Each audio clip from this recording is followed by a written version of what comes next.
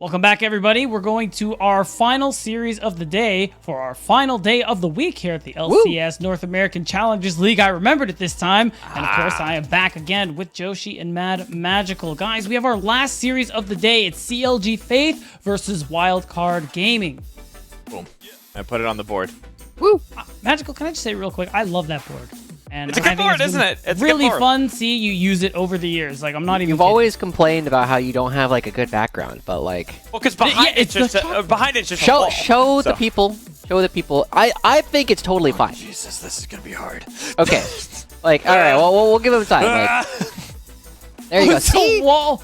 It feels like going to school in a lot of ways. I was like, going to say Professor prison. Alex. Wow.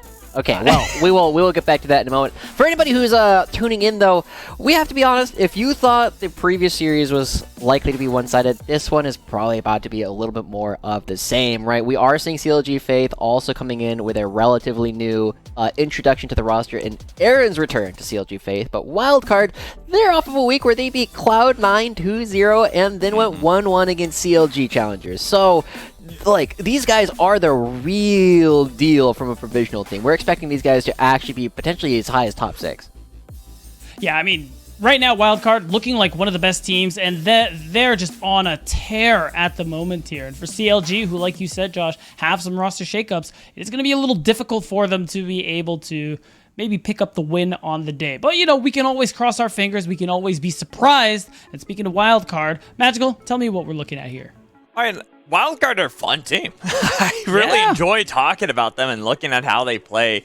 It was also nice talking with Lens in the interview both yesterday. We got to hear from him, and then I also had the interview I did with him last week where he talked about how they expect Wildcard to be a top 3 team, not to count them out. And so far, we've been seeing exciting gameplay out of them. Even yesterday, honestly, that first game we could avoid. That was one of those games to GG go next. But the second game was a great showing from them and really proved why this is a team that has to be in the conversation now. You talk about any provisional teams and even just top 6 teams, I think. This is a team that I think will stand the test of time as we get further into the LCS Challengers League. Yeah. I have to say that, you know, to borrow some of the words from earlier, I was definitely one of the biggest haters of the provisional teams. Not because, like, I dislike their inclusion, I just was not expecting a whole lot out of them. And Wildcard has been one of these teams that, you know, like, I'm a big fan of AoE because I think they're fun to watch. I'm a big fan of Wildcard, one, because they're good, but also because they break a lot of the things that you're normally expecting. They are here to try and scale up. They're not just creating situations where they are just going to blow you out of the water in the early game, but they also have early games to play around. They're kind of able to do a little bit of everything. Also, like, I mean, I'm a big proponent of cool champion pools, right? Don't play to everyone else's meta. Make your own. That's the best way I think you can go about something like this, especially as a professional team trying to prove a lot. We have unique styles that nobody is ready for, and like Keel is one of those players that kind of gets overshadowed because of Moose Hater. But it's going to be fun watching him against NXI as we get to see the CLG Faith roster, because NXI is a player that we were very hyped on going into 2021 when he was on the FlyQuest Academy roster, but then got dropped and we didn't get to see him in 2022. Yeah. Definitely put us a surprise. Yeah, I think part of it was because at least the what I had heard was that NXI actually was kind of burned out, didn't have the motivation to play, so he took this year off for himself. And the interesting thing about seeing him back in competitive play is that sometimes, or more often than not, when that happens to players, they're usually done. So the comeback here from NXI, I think, is pretty exciting just because, I mean, if he can play the level at which we saw previously, especially that time where he was in LCS for FlyQuest, this could be a really exciting player to keep an eye on. Yeah, definitely one of the biggest highlights that we have had. And, you know, normally we would be looking to highlight how NXI is likely to play up against Keel, because they've kind of both been players that have had a lot of hype going for them over the past couple of years, especially because they've both been bouncing around the semi-pro academy challenger scene. And NXI, with that year off, it feels like they're kind of coming back with a lot of vengeance, a lot of ways that they've been looking to play. Unfortunately for them, it's really hard to look good as a jungler when your lanes are collapsing around you. Right. I mean, that's a big thing we talk about pretty often. Even Yuji mentioned it before the interview behind the scenes early on when we were talking about Maniac. And I think That's something that CLG will probably work on as time goes on. I mean, at the top of the show, we saw the tweet from Myra, the manager of this team, talking about how it sucks to lose as often as they have, but they are focused on player development. And that's what this league is all about.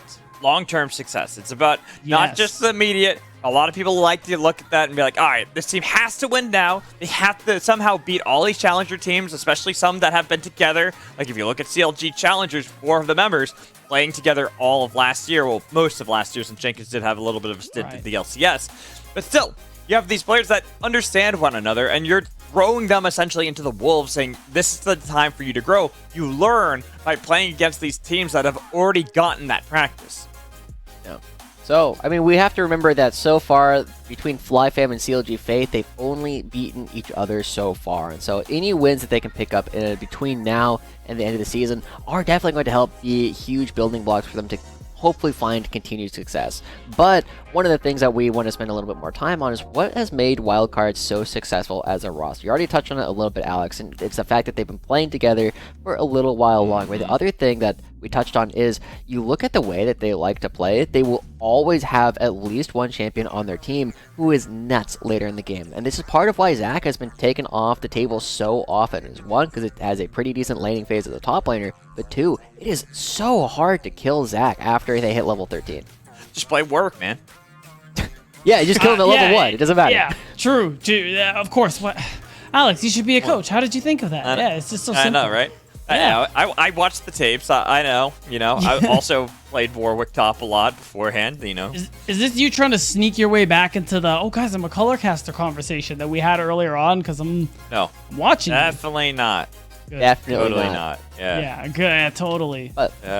But the other thing that I really like about the way that Wildcard has kind of been growing as a team is, one, they have this very clear identity of they are here to scale, but that doesn't mean that they're only playing for the late game, right? They also have Lens and Duo King who have kind of come together that have been known for their ability to play the lanes rather aggressively, right? Lens in the interview that they had yesterday was saying like, yeah, I enjoy playing with Duo King because they really complement a lot of things that I'm trying to do. I feel a lot safer being more aggressive with this guy in my back pocket. I'm just waiting for TwitchChat to get what they want, which is Duo King to play the cow.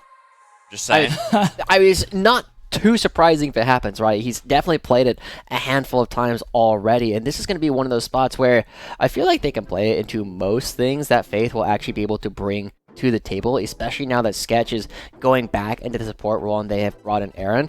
This should be a matchup where we should be looking at Wildcard to have a lot of success.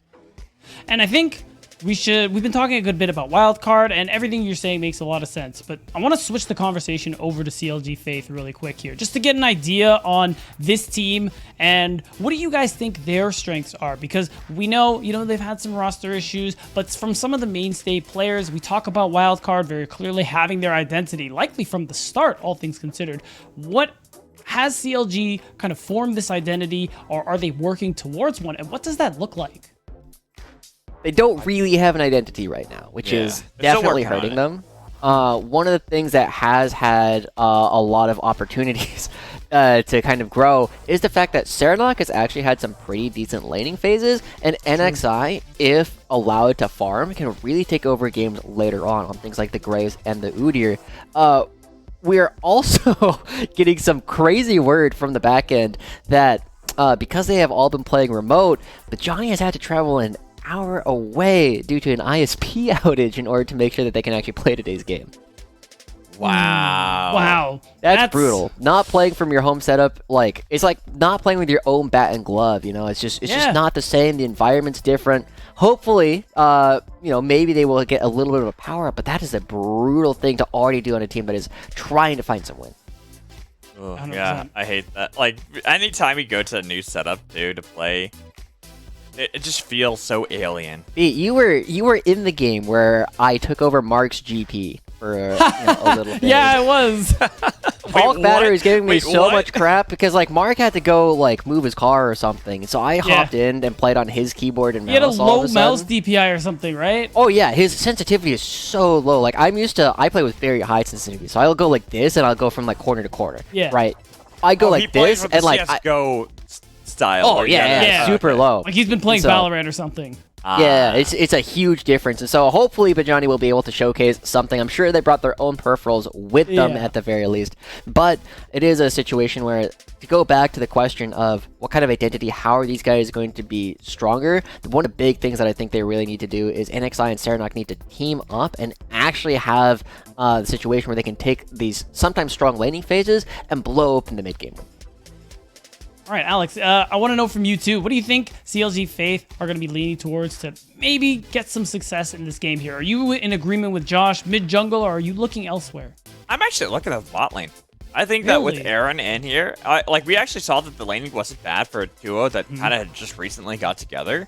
And it was something that they can play around a little bit more, that they can try to see if they can help out, really bolster to make sure they're nice and strong. Because they also got a lot of attention to make sure they couldn't do that. To make sure that NXI wasn't able to show up into the bot lane in their previous bout just yesterday. So I think helping them out and putting Serenok onto maybe the Sarah with more of these artillery mages is what they got to continue to do.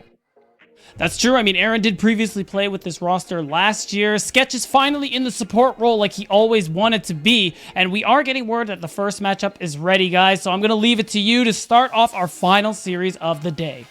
Thank you, Beatdown. We'll see you for our break, for our halftime show. I don't know what you've got cooking for that one, but we got to get ready for our final series. I get told Nath right before. That's right, I forgot about that. That's going to be my strong suit, I hope. But we get into this one, and we look at really, this is one where draft actually is super important. We're able to skip a lot of other ones because it's really stock standard for the most part. Yeah. But these two teams, I do not expect to be stock standard in the slightest. Yeah, I mean, it's definitely a very different team to be going up against Wildcard, and they have enough different curveballs that they can throw that you kind of have to pick and choose what you're going to be playing for. There was an interesting conversation that Cubby brought up yesterday, because we lived together. We were talking about how when Wildcard has to play in playoffs and teams have more time to prepare against them, will they be able to bring out all these crazy things, or will teams have enough prep time to kind of get ready for some of these weirder champions that we see Wildcard constantly play? We saw that CLG Challengers felt confident in their ability to play up against Wildcard Zach using the Warwick yesterday, but I can't imagine Bajani has picked up that champion exclusively for this matchup. All right, have you played Warwick? Yeah. Pretty easy It's to not pick up. But the thing that makes it tougher at this level is just like knowing all of the limits, right? You need to be able to play Warwick very aggressively, and it's hard to develop that quickly. And there's a reason why Jenkins, I think you talked about it yesterday, where he actually ran into the one-trick Warwick and studied that really intensely, because while he's an easy champion to play initially, there are a lot of limitations you have to understand when it comes to Warwick and how to properly use him. So as we have this draft, you see Maokai taking away the... I don't even get to talk about anything else. Moose Hater just like... Garen. We saw this with Faisal earlier. Like, this is the gauntlet, right? This is the gauntlet being thrown hard. This is saying, hey, where are you going to first pick Garen of all champions? If you're new... Yo! Okay.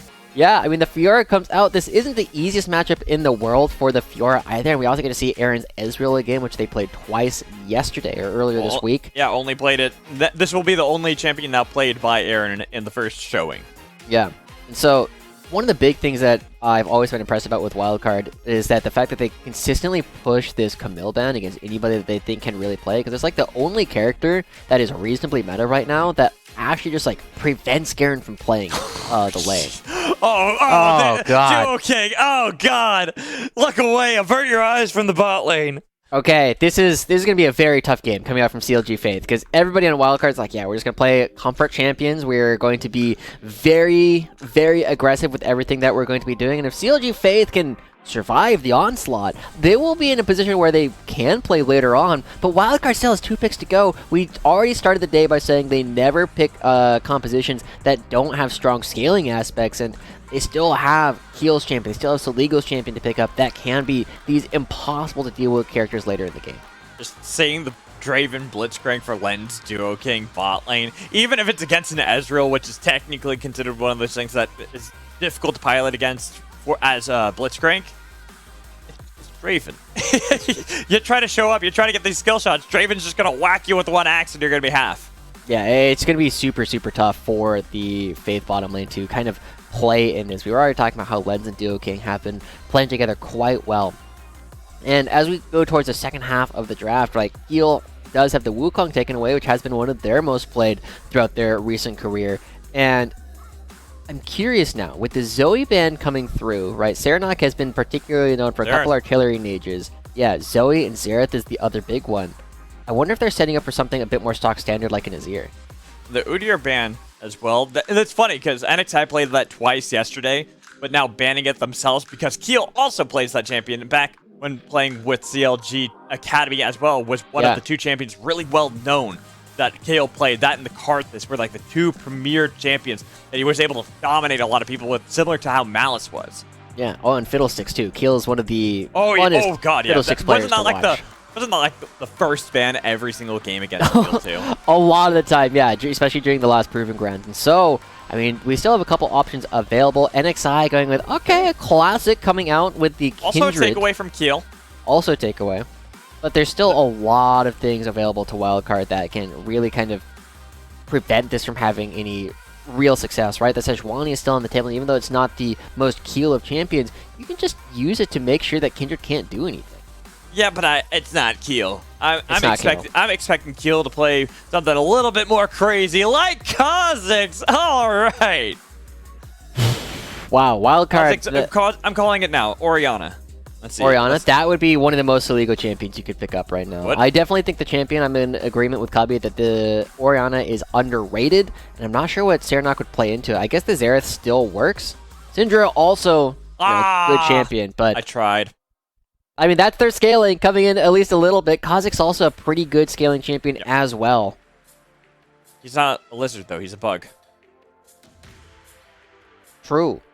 It took me a moment to process, but you are correct. We also got word from Mermage that mermaids with gills are amphibians, and mermaids without gills are considered mammals. So now we know all these different answers. Galley going to be coming through from Serenok. Has been something that I have played historically and does pair quite well with the Kindred. But my big worry right now is I'm pretty confident this is going to be more of a laning gap than anything else. This is a lot of comfort coming out for Wildcard and very powerful early lanes, which will make NXI's job much more difficult because you're not going to have priority anywhere on the map. And it's something that we saw even yesterday when Keel was playing Kindred, where it's difficult to play Kindred if you're not able to get their stacks early. They still won that game, but I think it took almost 35 minutes before the fourth stack to come through for Keel. And for NXI, not having that confidence from a lot of these lanes while you have all this comfort on the other side, you've got to make mountains move if you are NXI to make sure you're getting these stacks early.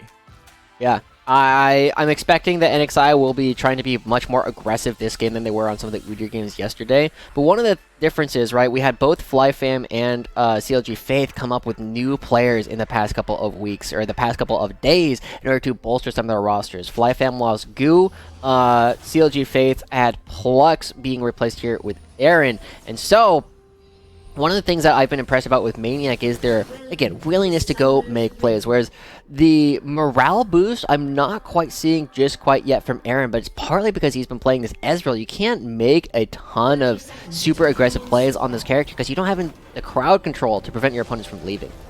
No, and going up against Lens on Draven, not going to be any easier either. This is all going to be on the back, I think, of these first 4 levels for NXI. Whether or not we see any attention paid into the bot lane to help out Aaron, really make sure this bot lane is bolstered, as I had talked about before, that could set up CLG Faith in a far better position to get them into that mid game and try to fight against Wildcard. And we'll see how well they actually do that. I'm actually impressed. Let's go. Twitch chat. I expect Myra and chat has been spamming a lot of CLG Faith coming through.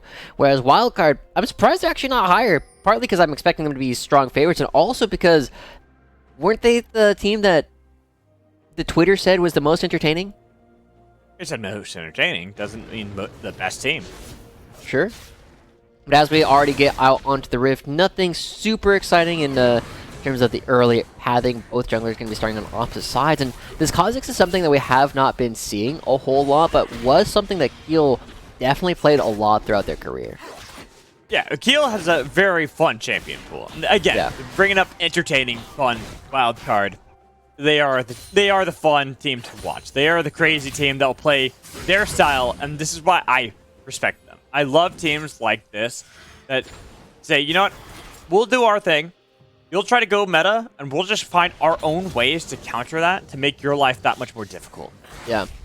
Also looking back, the last time Keel actually played this Kha'Zix was in August of last year, going up against 100 Thieves next, where they were playing against a Volibear.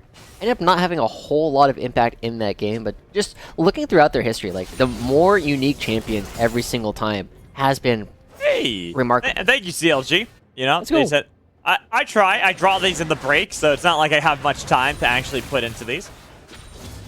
Hey, still better than most people. Yeah, no. Most of us don't draw at all.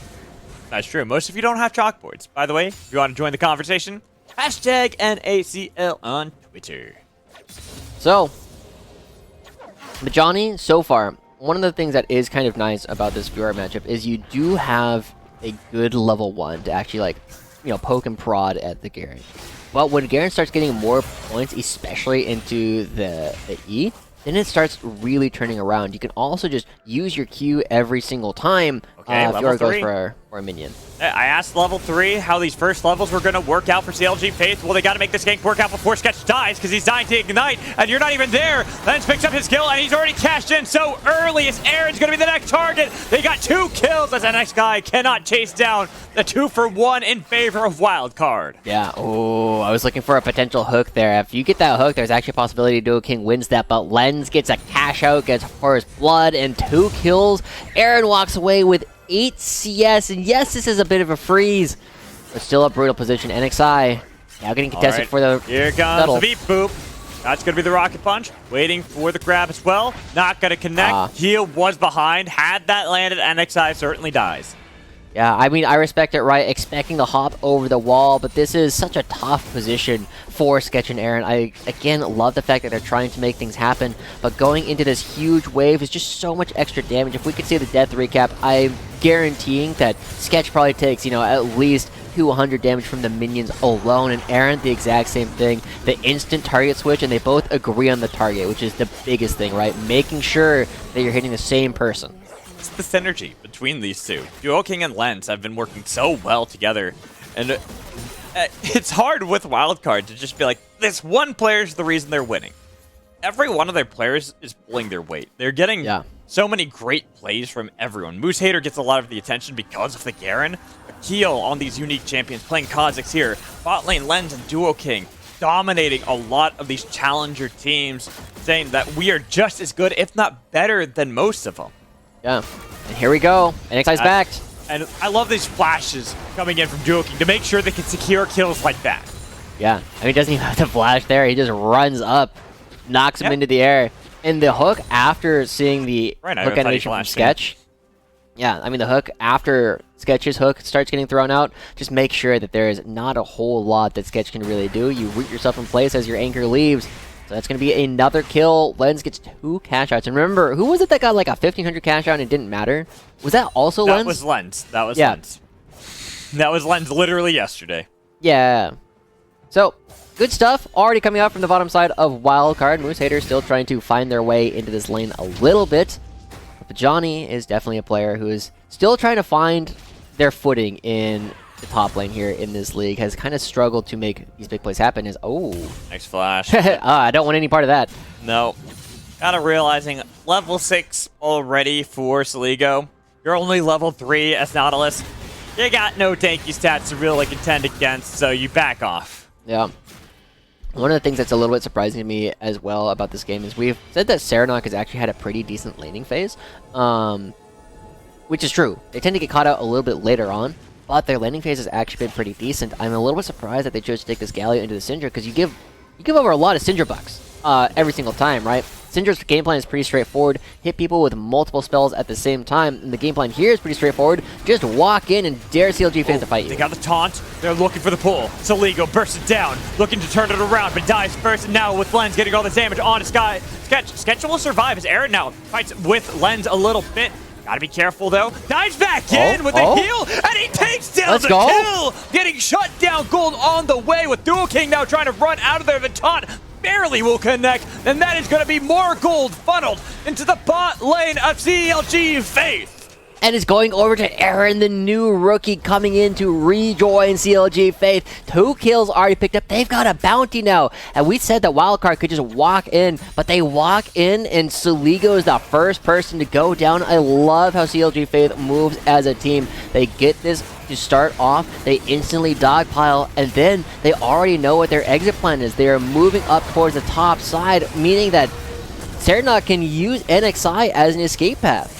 But the fact is, Aaron is a big factor in this fight. The fact that he's confident enough to walk up to Lend, who's already gotten his stacks. He's already bought a lot of items. You'd expect that to be a very difficult position to put yourself in. Yeah. I mean, the fact that Aaron recognizes that he's gotten so much damage off of these Qs and off of these spells that they can actually take the fight is a huge turnaround for CLG Faith. They still don't have a lead yet because of how much gold Lent has gotten off of his bounty shutdowns or off of the adoration stacks. CS as well. And still up 20 CS and now a plate. But it is signs of life from a team that we had kind of written off. Yeah, already we're kind of looking at this game as being done and dusted with 2 kills. I mean, you would expect that with a Draven game, right? You get 2 kills immediately, one of them being first blood with cash and stacks on adoration. Like, all right, this spot lane's over.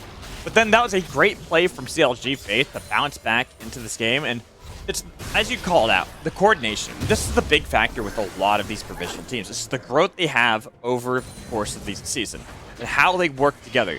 We are seeing more glimpses from each team every single week, and this is why I put a lot more stock in the CLG Faith now that they have Aaron. They're a dedicated ADC, and letting Sketch play more in the supportive role that he actually gets to have practice on consistently with. Yeah, good parry coming up from the Johnny. But yeah, it is definitely a bit of a breath of fresh air, right? I mean, Aaron, we were saying, was kind of struggling to try and make plays yesterday. We see them trying to do it today to much greater success. And one of the things that we will watch is it doesn't look as though Sketch and Aaron have put in a ton of time playing together, right? They're moving at different times quite a bit. They still got some time left, right? But yeah, that's what I was going to say, is they are brand new to playing together, right?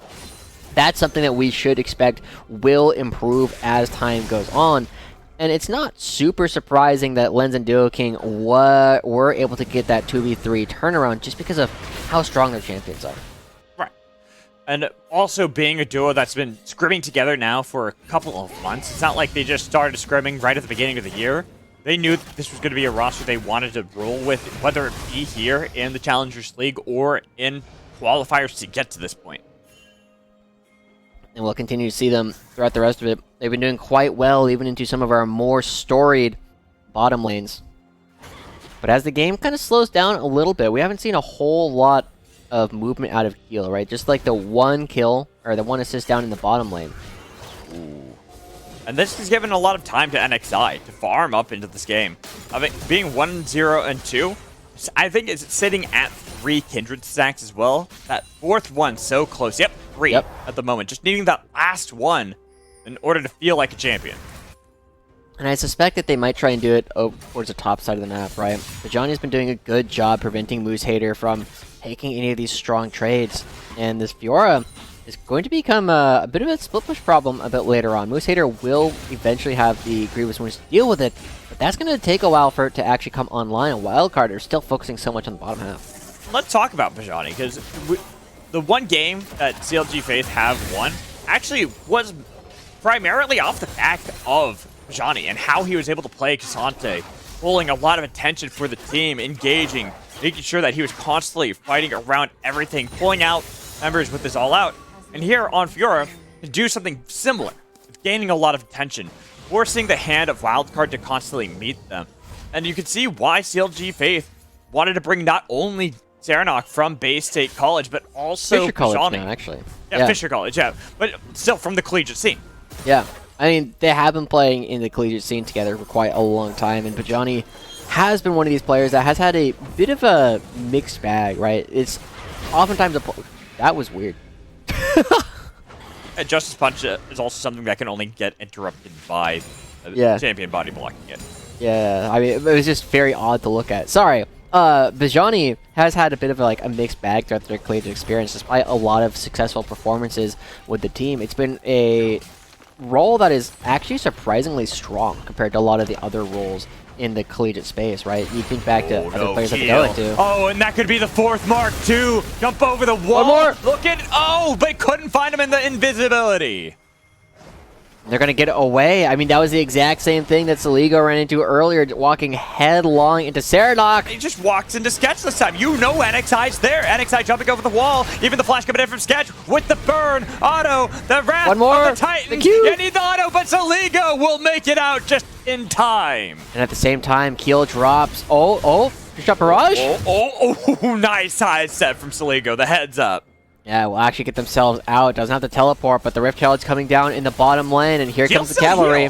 Yeah, Gil has not backed from this one. Popped down the right in the bot lane to get this charge. As you can see, Sketch still wants this fight, was looking for Lens. First turret will be taken, but the gold is not shared across with Draven. Yeah, it went almost entirely to Keeler, right? 400 gold goes into the Kha'Zix's pocket. Already has a bit of a tankier style of build with the Gore Drinker coming out. This is something I think we've seen a lot from Kha'Zix's as of late. Like, if you look back last year, too, I believe it was Chad. This was the exact build path he went for.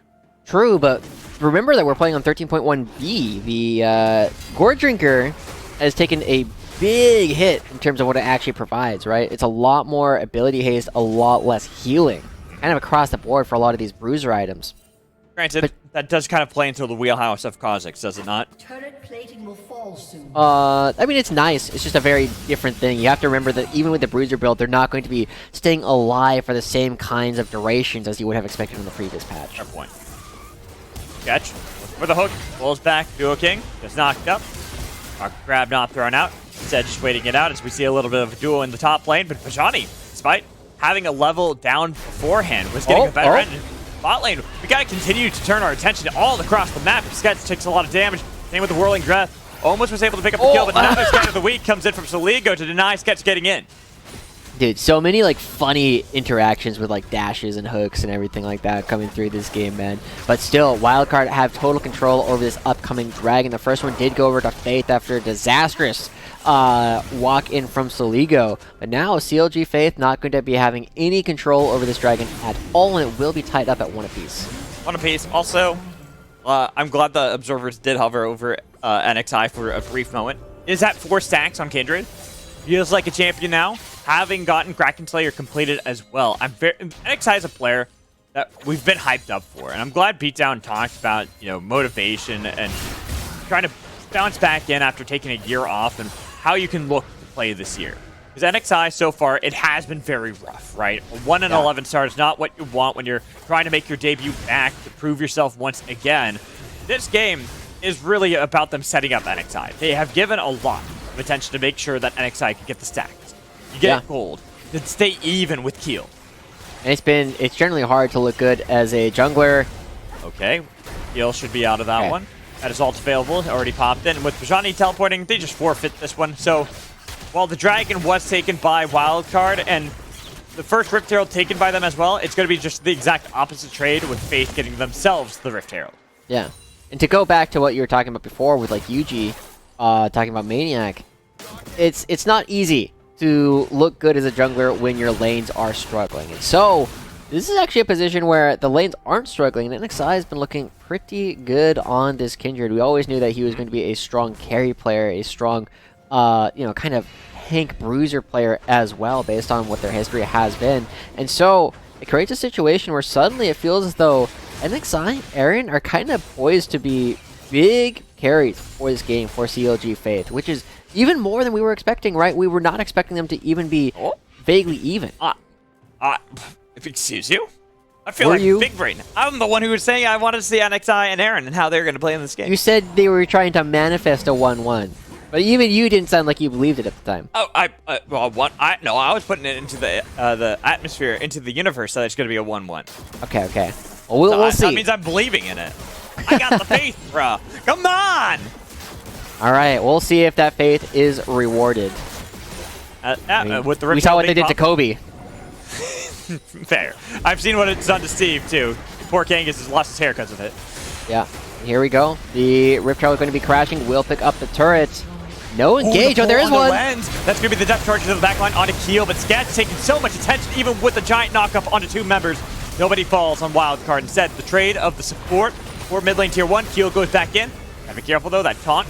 There's a splash available for Serenok, but didn't want to use it as Joaquin goes back in, taking a lot of damage. Pull though to take NXI out of Lantern's fight. It was another trade. A 1 for 2 in total for Wildcard. Feeling confident. Nice sidestep from Aaron. Wow, back and forth. King pulling NXI out of his own ultimate. Absolutely brutal. And now Moosehater coming around, actually being able to fight Bajani all of a sudden because of how much damage that spin really does. Take a look at this replay. It's a wild fight, isn't it? Yeah. I mean, it's so easy as soon as you see Lens walking up for that extra catch of an axe, but it is going to be the kill for Sketch. Like, Sketch ends up going down. I'm a little bit surprised that this fight still continues going on, right? You see Bajani and Moosehater off on the other side, but the big thing here is as people walk forward, they can't use the minions quite as effectively. Find another kill onto the jungler. You actually give another one over to Saligo, and this is a big reward for Syndra, who will continue to scale into the game. Just a massive pull, though, from Duo King. Absolutely massive. Like, you lose the tower, but you pick up 2 kills. You get a kill on NXI as well. Sure, it's not like you're going to gain too much off the play, right? There was no dragon to play around. The chart had already fallen. But you're getting some gold back into proper members, such as Saligo. Yeah. And Saligo is, again, the biggest veteran on this team, having played on the LCS for a little while, and also now looking for opportunities to get their way back onto even a challenger team, or to beat them in the first place. Saligo is a player that I think got a lot of criticism back last year on Evil Geniuses Academy.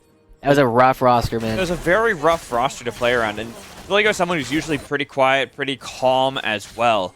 So here, feels like this team, like having talked to Lens as well, Saligo has fit perfectly as that calm veteran to kind of keep them in line, but also is showing he's got those hands. He still is a good player. Oh, Keel! Keel got aggressive there, was looking for Aaron. Nice pull again on a Sketch, but that's going to be the depth charge onto Lens in the back line with a nice ult that got right through Keel. I was shocked by that engage coming through from the Kazakhs, because just jumping right into the entire enemy team all by yourself, I mean, ends up paying for it, but the rest of Wildcard can't really position super effectively for this dragon. But Johnny's got a flank.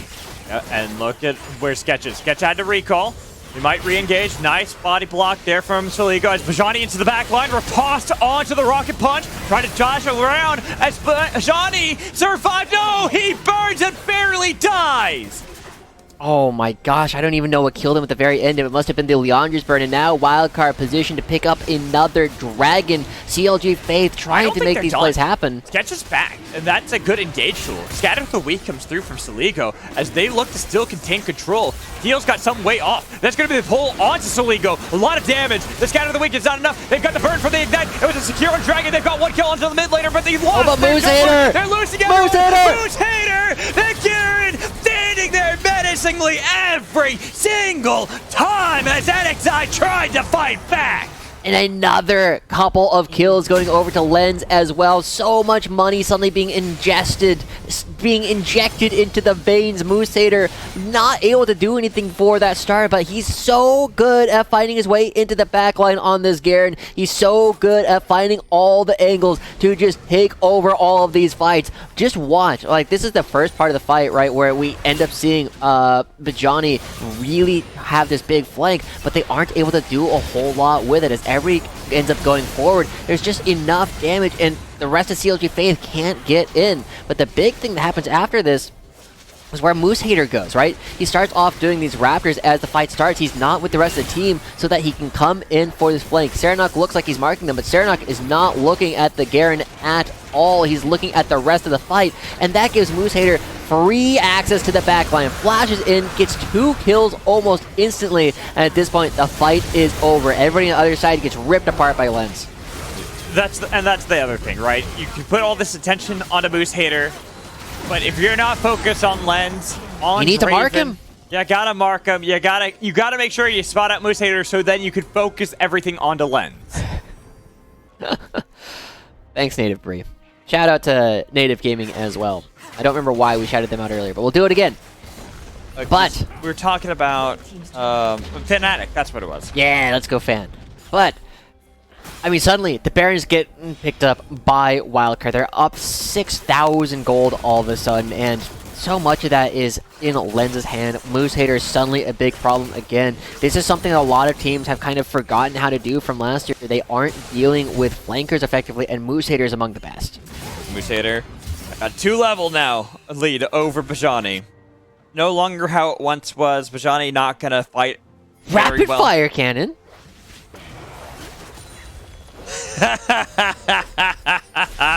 I love it. All right, bye, Sketch. But I love that from Moose Hater. That is amazing. I must admit, I don't know if I've ever seen that built on a Garen. So, I talked to with Concept about this last year in one of the lab segments, and he was talking to me about Gale Force Garen. Yeah, I've seen that. But no, Gale Force Garen was with Rapid Fire. Oh, okay. And so it was not only did you get the extra range from the Gale Force, but you get extra range for your Q to land too. Yeah. I mean, I was going to say, like, the most common Garen build these days is, like, Stride Breaker, usually, into the crit Executioner, Mortal Reminder. Right, that's the most common build. He's already got the Executioner's Calling. He already built the Zeal. He's like, no, we're going Rapid Fire Cannon. Screw you. We're getting on top. We have the extra range on the Empowered Auto Attack. And Moose Hater, I mean, we'll see how effective it actually is. It's just one of these things that Moose Hater knows something that we don't. That is a deep, deep beef for Bajani. In the back No TP from Moose. They don't know. Waiting for the ult. When are you going to pull the trigger? That's going to be the heroic entrance, getting the Grand Slam only onto 2 members. But nice taunt onto the carries. They take down one. Blend untouched. Or is he? Because Bajani is trying to stand this to fight back. Oh, but Lens, man. he's taking him down. No. Oh, my God, Lens. Oh my god, that was supposed to be a disaster fight for a Wildcard. Serenok does such a good job actually getting in on top of both of the carries, forcing out all of the summoners. But now Moose Hater at the same time is just free and they decide to pick up a turret. This TP, really smart from Faith, right? And the way that Serenok plays this should be enough to actually close out this fight. Getting the taunt onto both of the carries, preventing them from running away and allowing them to blow up Soligo. And then suddenly, there's just not the damage. The target selection isn't there. They assume that Lens is just going to die, but nobody's able to do it. NXI just has a little bit too much faith in his team this time. And Aaron gets the triple kill. It's not like that wasn't a good play for CLG Faith to get some gold into proper pockets as well. But Lens in a situation where, like you said, should have died. CLG Faith expected that to be the case, and yet he still takes 2 down with them, one of them being Aaron, so that Moose Hater gets all ample opportunity to take down yet another structure, getting more gold and an even larger lead for Wildcard. And the question has become, like, how much gold has Lens gotten off of those Adoration stacks as they start to set up for another Dragon Kill? He's just going to jump in again? Not that time. I think he learned his lesson. Ooh. And Rocket Punch not connecting. Wait, they went over the wall. I can't see. Get us over, please. What's going on? 1,300 still. Thank you. Thank you. Yeah, thank you. Thank you. I appreciate you observers. I don't know what happened on the other side of that rock. That's all right. I mean, still, Wildcard in very firm control. I was actually a little bit less on the Draven Adoration stacks than I was kind of expecting, right, with the number of kills they've gotten. I mean, 800 off of a single bounty, still pretty cool. That was probably from that last one. That's what I would expect, because it had been quite some time, a lot of time to stack up. Getting extra gold and looking at the inventory is about even with Aaron, which is actually speaking some praises of Aaron, a player who just stepped into this weekend, fighting up against Wildcard, this provisional team that has been the talk of the town. Lens has already put out the statement that he expects to be top 3 with Wildcard here in the NACL. So Aaron is putting up impressive numbers. Granted, we've only seen him on 1 champion thus far this weekend. Yeah. But he's got 3 items. He's 6 and 3. They have opportunities to play around him. Yeah. Oh, Crusader just going in. Crusader's spin to win. That's going to be the grand challenge. Popping the ghost. Running away. Another lunge connects. And Moose Hater realizing, maybe I shouldn't have looked for that fight against a Fiora. But that's okay. I mean, he will sustain, right? As long as he's not constantly fighting, he will just That's true. Resource his opponent. Let's give it a couple seconds. Look at the health bar. Watch it tick. Keep going up. Just like having a Warmogs for free, right? Shout out to Native Gaming again. Let's go call him. Love it. All right, but we're setting up for a potential Baron. Just kidding. Faith are going to be backing away. Remember, Wildcard did pick up the first one 6 minutes ago. And they got a lot of structures outside the base, but now is always the most difficult part. They find a hook. Sketch looking for the depth charge, but couldn't get it off in time, and the knockup's only onto Keel. Taunt not connecting. Oh, it does. On to Lens, but the rest of the team couldn't get there as Lens is taken low. They're looking for the fight. Keel makes sure that everyone's kited out. Lamb's fight could not save Serenok's life, but Mutator's here. Spin the win. Let it rip, baby. The Bay Blade goes off as Wildcard win with an ace. Oh my gosh, Wildcard come through again. It's Duo King setting it up with the hooks, and now they're looking to at least break the base, maybe even end the game. They're so strong. It is game, Josh. They've got it. Wildcard. It was a wild, chaotic fight. Leave it up to Wildcard to be entertaining to the bitter end of this first game against CLG Faith. But they should take this one. Sketch been the lonesome one alive, defending the base valiantly, but you can see as the towers fall, Soligo is taking up one for so long. Sketch just has to go back to the fountain, wait it out. Terranox might be up, but it's way too late to stop this game from being Wildcard success. Yeah, it was actually bloodier and more exciting for CLG Faith than I was originally expecting, but at the end of the day, the result is still the same. Moose Hater cannot be stopped on this Garen, and that was their first pick. That was the first thing they actually threw down in this game. It feels as though, you know, there are some signs of life. Aaron has been having some good plays. We did see NXI being a little bit more aggressive, but it just wasn't enough. Wildcard's so resilient. Dread it, run from it. Who's haters, Garen comes all the same. It's a game that they win pretty much every time he gets it. I want to ban it first, just saying. We're going to toss it a break when we come back. We'll be back with Beatdown for our last halftime show of the week. Make sure you stay tuned. I'm Josh Ritucci Howard, joined with the mid laner here for Immortals Challengers, Balulu. For the younger players who are trying to go pro, for anybody who's just watching this for the first time, we're going to try and help you guys get a little bit better by getting into the mind of people who are way better than us. So this first clip that we have is from your debut game against Team Liquid Challengers. It's one of the first places where it felt like the game had equalized. I know that this is a good area for us to fight because their AD is like bot lane. The AD is like bot lane, so we have a man advantage. And I know that Zoe is especially really good in skirmishes early game. So whatever happens, you just want to fight with Zoe, because if they use Flash, Ignite, Cleanse, you can just pick it up, just like rush on them. We're saying that we're going back to our lanes, so like we're going bot, and then we see that APA is walking up a bit too close, and he has no Flash. So when we see this, I'm just calling Chad to just ult on this guy, and we committed on him and he died. We didn't really plan it, but depending on what the enemy does, you can always change your plan. We were a little bit surprised about Wixie flashing over the wall. What were your thoughts and what were the communications like at the I didn't really see play? that one actually. Can we watch that again? Yeah, he's over here on the wall and he just goes over. Wait. I didn't see this one. Oh, it's kind of troll actually. Yeah, I shouldn't do that. But sometimes when you're like strong calling something and everyone just wants to commit to the play, so I respect that. But yeah, it's definitely wrong. This fight is where you guys go from pretty even to suddenly in the lead. Well, let's take a look at the actual clip itself, and you can walk me through some of the things that you were thinking about during the fight. Like now, we won this fight now. Yeah. Because like they overcommit everything for Chad and they couldn't kill him. I see a few flashes on the ground, so it's just go. We're just saying go. It's like this, not much thinking. We just go for it. What are you thinking about in order to get yourself to stop here, not run forward, and potentially take an extra tower shot? So he has more damage the longer you are from the target, and also not risking getting killed here. Yeah. So, and also I have a flash, so no matter what happens, I'll always be in range. I could even be more behind to have more damage here. One of the things that I was most interested in looking at this one is you're teleporting in over here, and there's a decision point where you can choose to attack Shochi on the Tryndamere, or you can go and kill Perry's Maokai, and you choose to go kill Perry's Maokai. Why do you do that? Because here, we know that Maokai has no flash here. We're perma-calling it that he has no flash. Tryndamere has his ult, so he can always buy time. I might not be able to kill him. He has Ghost, Flash, and his E to get away. So that just like, in my mind, I'm just ignoring the Tryndamere and going for the Maokai here. Because he's dead. After he's dead, we're gonna chase them down with all the team coming. So it's just a clear decision for me there. Yeah.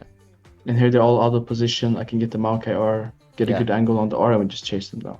So the big decision you saw was like, it's not obvious if you guys can kill Tryndamere, but you're guaranteed to kill on parry. Yeah, exactly. We're already won this fight, by the way. Like, this fight is already won. Like, the point I pressed this TP, and ADD is flanking from top side, there's just no way they're getting out of here. Now we just have to think, how can we kill the most amount of people here? Yeah.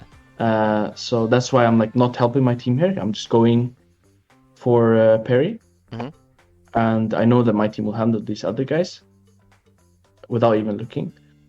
So we just gotta like round them out like sheep and just try to get him as much as possible. What noise do sheep make in Swedish and Turkish? In Swedish, it's bad. Bad. What sound does the rooster make? So in Swedish, it's we say kuckeliku, klockan är 7. Kuckeliku is the sound. Yeah. The time is, and then klockan är 7, the time is 7. So like, Kuckeliku. and you say, yeah, so you say in the morning and it's like, the time is 7, wake up. Okay, so we didn't start off the season very good. We're 2-7 now, I think. Bottom 12. But I have confidence in the team. We're improving very quickly. So keep cheering for us. We'll make it to the top again. So keep watching us, guys.